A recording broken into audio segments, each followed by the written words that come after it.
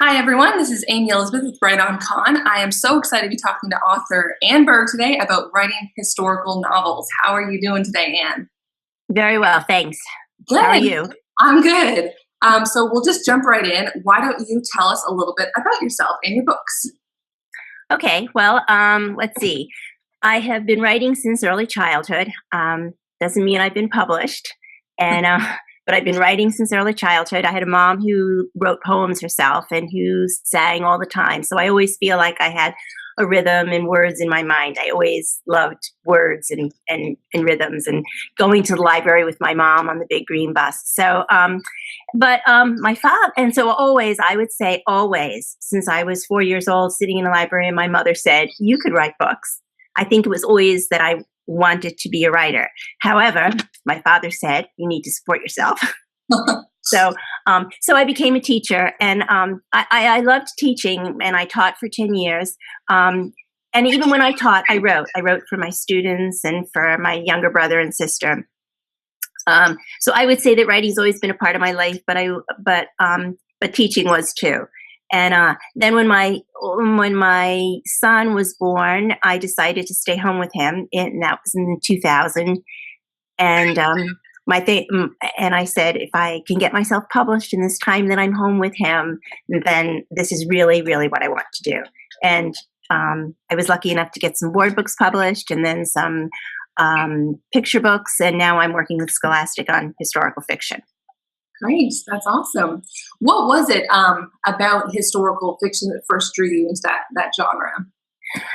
Well, to be honest, it's kind of surprising that I am, because growing up, I didn't like studying history at all. When I was growing up, history could have been math. We studied numbers and dates and battles um, and it was just a jumble of that.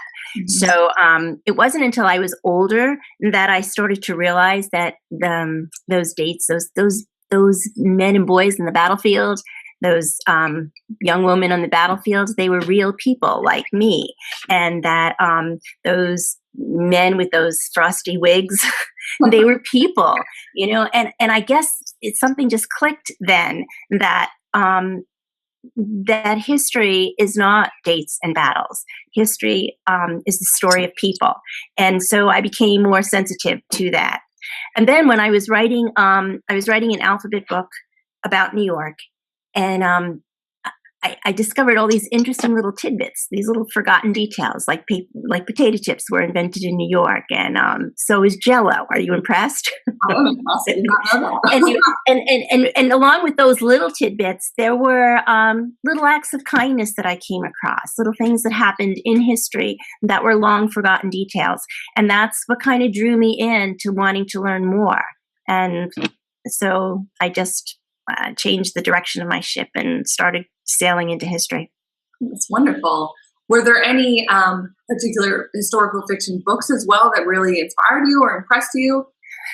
I think a lot about, where my inspiration comes from and stuff. I would say I'm more impressed or more inspired by beautiful writing, whatever genre it's in. So I loved Out of the Dust, and so that's, that can come to my mind right away, that's an historical piece that moved me. But if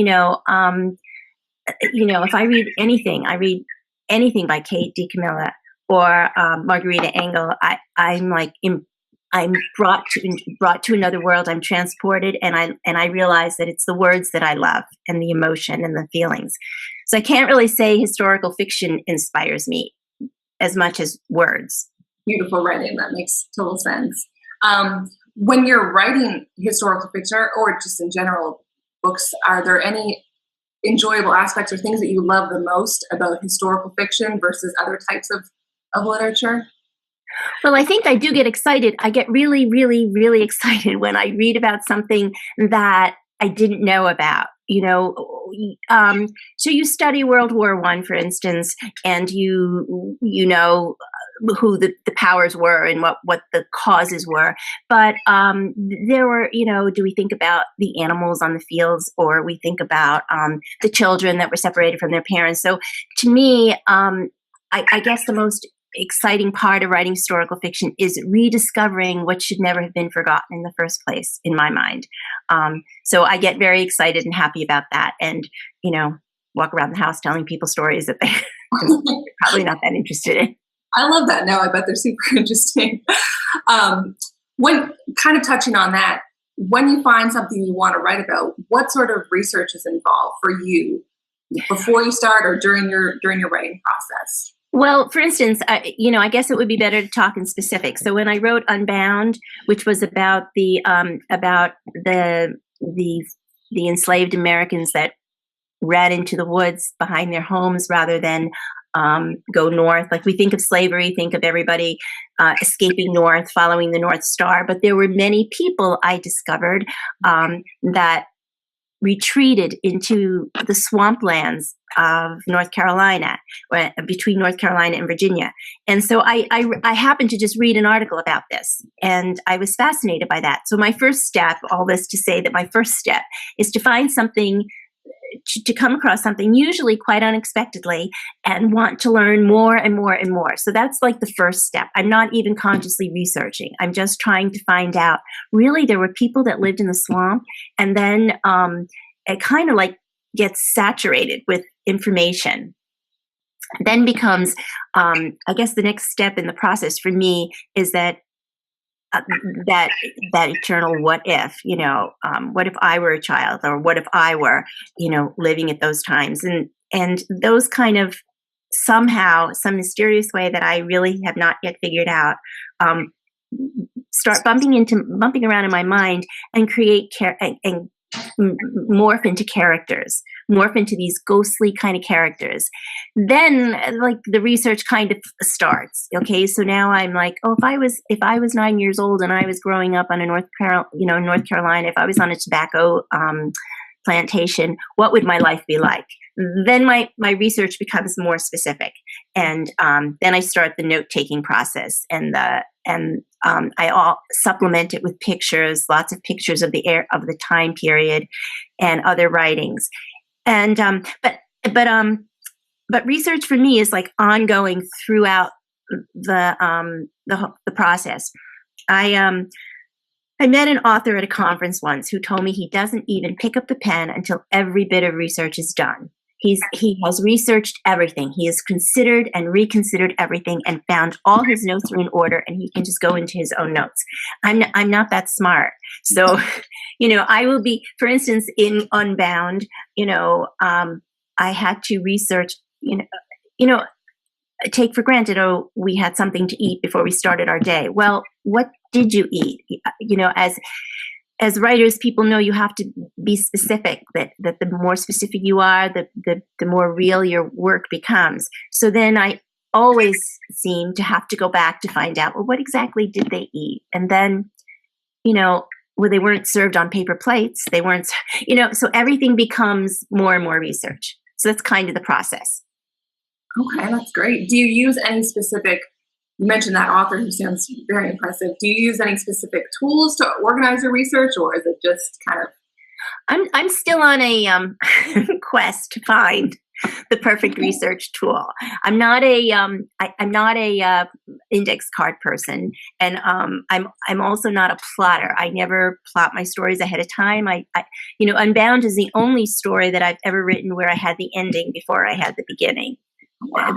Because I knew that I wanted, in Unbound, I knew that I wanted my character to end up in a particular scene. And so then I had to find my way to that scene. But usually I write and I don't quite know where I'm going. So I don't really have, basically I just take my notes on anything that's interesting. I just start. Although I will say for my newest piece, I tried a new thing. I tried a dedicated notebook just for this piece, and just take my notes there, and people, places, just because otherwise I'm shuffling my papers.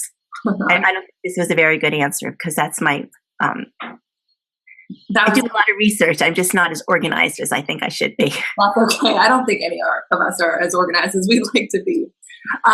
You've kind of touched on this a little bit, but is there any, or are there any challenges that are unique to historical fiction? You mentioned being as specific as possible about the historical time. Is there anything else that's really a challenge for you when you're writing books? Well, yeah, I would. There's a couple of things. First is that constant need to research. Like you really want to sit down and you really want to finish a scene. And I'm not good at like jumping ahead. Like, okay, I'll look this up later. Sometimes you have to do stuff. Sometimes I do that, but so I find that a challenge. Like, oh, I wanted to really write to get to a certain scene today, but no, I have to stop and find out something that I didn't know. So that's kind of a challenge sometimes. But what's also a challenge is I believe that I believe that we're all on this great human timeline, and I believe that we have more in common than less in common with each other now, culturally, and with our ancestors. I believe that technology changes, but that people don't change.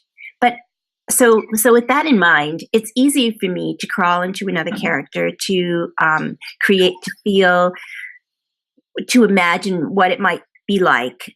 All of that is easy for me. Where the challenge comes in is that even though feelings may be the same cross decades, cross centuries, societal restraints weren't. So that a character may feel something but may not act on it the way I would act on it, or the way a 21st century person would act on it. And so I have to be careful that in writing about the past, that I don't impose more of my own societal feelings. And for example, in Unbound, Grace says at one point something to her mother, and because it seemed to me that would surely Grace felt a certain way and that she would say a certain thing. Surely she would feel it. But when I always have my work reviewed by someone who's knowledgeable either in that culture or in that period. And the person who reviewed Unbound said, a child would never say this ever. She would think it, she would feel it, but she would never say it. So that's the kind of I think that's a kind of drawback sometimes, or an obstacle that I have to constantly ask myself. Is this a 21st century reaction, or have I stayed, or have I been stayed to the authentic time period? Mm-hmm. Why, we're kind of going from there, just talking about Grace. Why is it so important, do you think, to write historical fiction for young readers and for kids Grace's age? Kind of like what I alluded to before, that I feel that we're all on this tremendous timeline of humanity. And I feel that there's a lot to learn from history and how people handled certain problems and the mistakes we made and the things that we can do better. And I think the younger you are when you recognize that that we are part of history. And when I was teaching, I used to, when I would say to kids, you are your children's history. You are, the stories that the life you live will be history, to your children and your grandchildren. And so what kind of life do you want to live? What kind of choices do you want to make? And I think historical fiction gives us an opportunity to explore our own possibilities in the safety of decisions that were made in the past, if that makes any sense. Mm-hmm. I guess that's it. Does that make sense, or do you need? That absolutely makes sense. Going from there, a lot of the time historical fiction can touch on more difficult topics.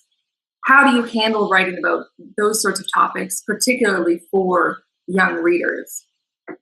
I think that it's how graphic or ungraphic you get. Like, a lot can be suggested. A lot, I feel like you need to not turn. I mean, that's important for them to know that mistakes are made and trouble is caused and hearts are broken.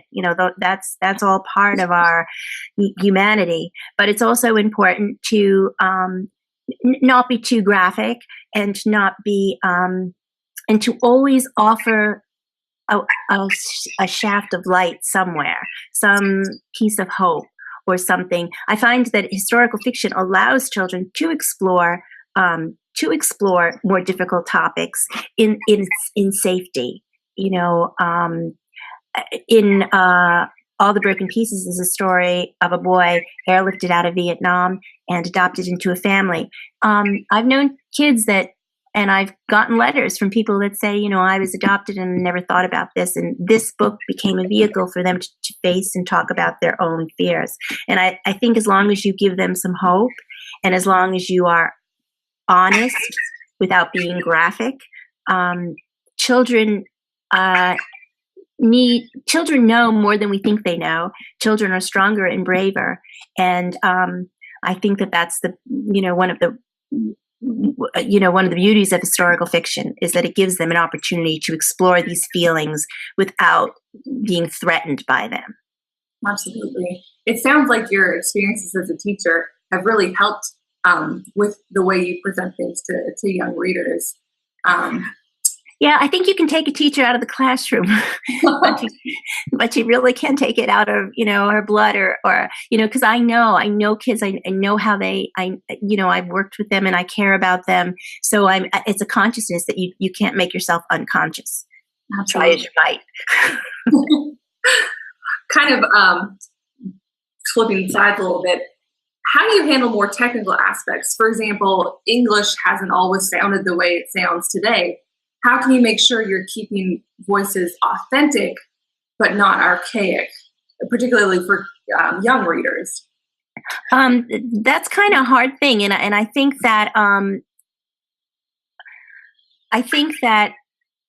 you can suggest a difference without making it archaic. Like I may throw in a couple of words that are different. That would be words like my favorite word in Unbound was ballyrag, which was complaining and and I liked using it. And it kind of threw in there, they're like little markers. But you have to remember that you are writing for a modern audience and or a contemporary audience. So I think you just can't be too heavy-handed, and you can't be a slave to your facts. You can't be, I'm writing historical fiction, so the characters are important, and so that's I can't be a slave to. I learn a lot of interesting facts, and that I'd love to include, but you're not teaching the kids. That's not what you're doing. You're telling a story, so you kind of just through revelation, I think, and through I think just being honest and sincere, as you think a child might speak. Absolutely. What sort of advice would you give to writers who kind of want to try historical fiction and maybe haven't done it before?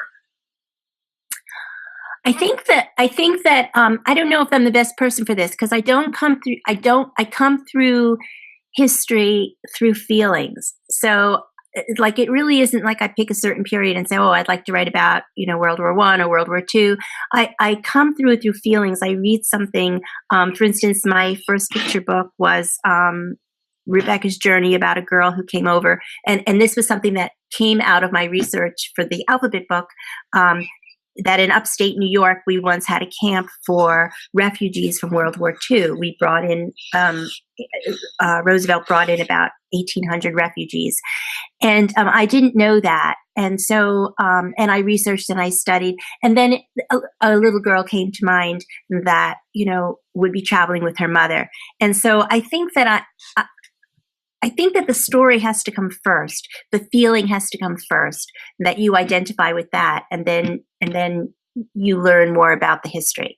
I don't go from the history to the story. Okay. I don't think I'm making sense, but that's... No, that completely makes sense. Finding something you're passionate about first and then going from there.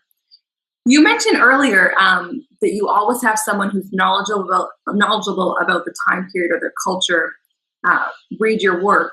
How would you recommend people find someone like that? Are there any good tips or tricks? I think that each work, has its own way of finding that.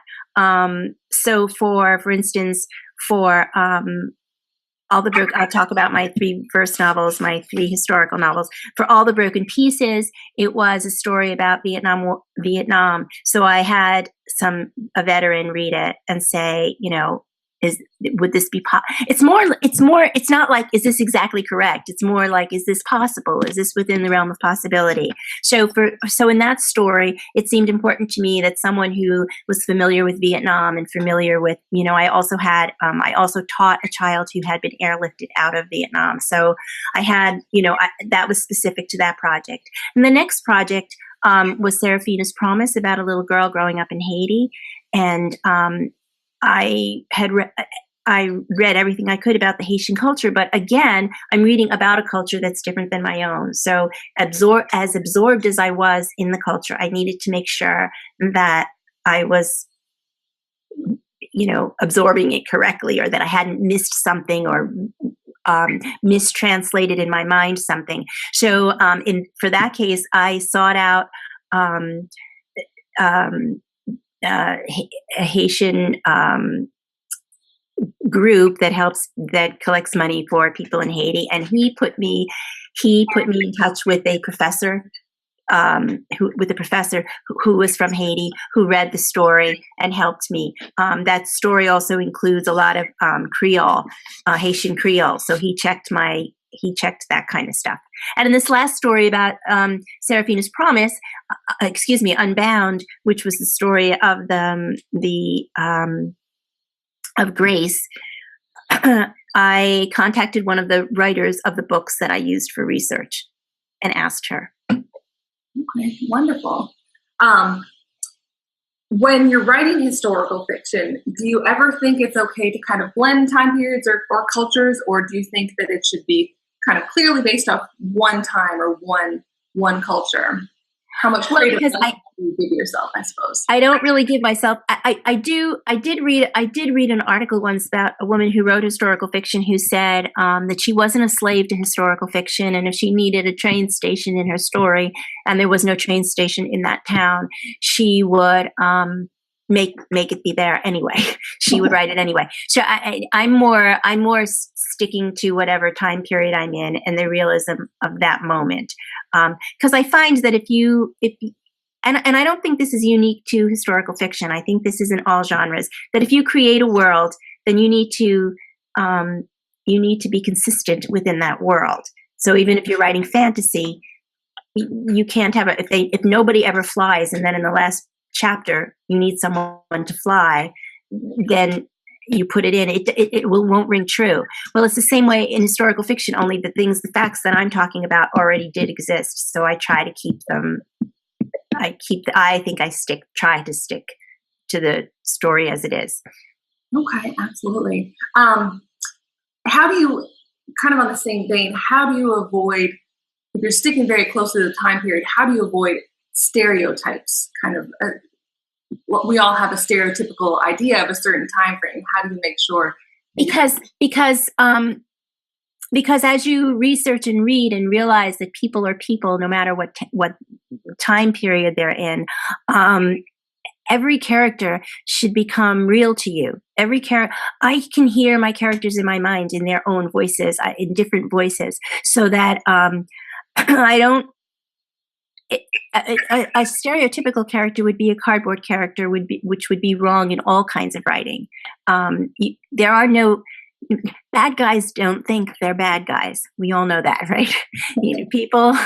Bad guys don't think they're bad guys. So you have to find in researching or thinking about your character, always what is the motivation? Everyone is motivated by something. And so if you find the motivation, and everyone's motivation is different. So I think that that's what keeps a character from becoming stereotypical. And I think that's the problem probably with society, is that we think we know everyone. We think that if we see one aspect, we know everything. And that's just not the way it is.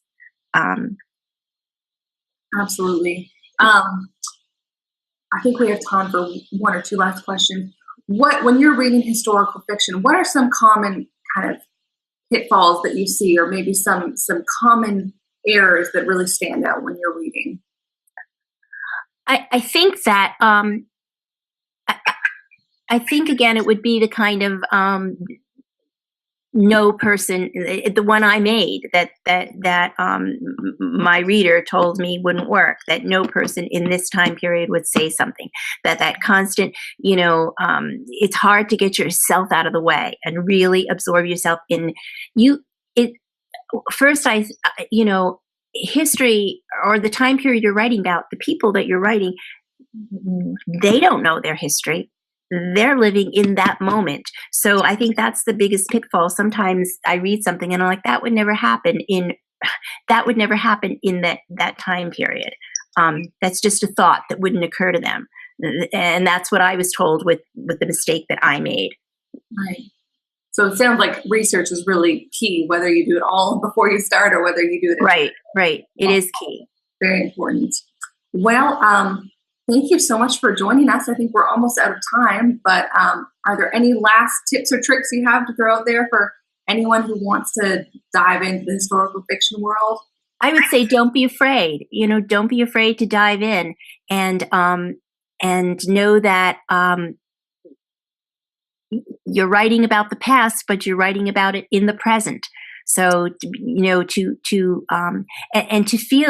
feel there, to surround yourself with whatever period you're writing about. But that really writing historical fiction is no different than any other kind of writing. You want to find your voice. You want to find characters who mean something, and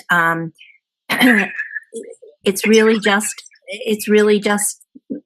that you have to do a little bit more research. Be planning on doing research. I think that's it. I think that anyone who wants to write or finds something that they're passionate about, or a story or a person that you feel needs to have their story told, go for it. Go for it. Absolutely. Wonderful. Thank you so much, Ann, for joining. Oh, thanks for inviting me. It's been wonderful. And if you guys have any questions for Ann, feel free to email us, and make sure to pick up her wonderful books. And thank you again, Ann. Thank you. Have a great day. You too.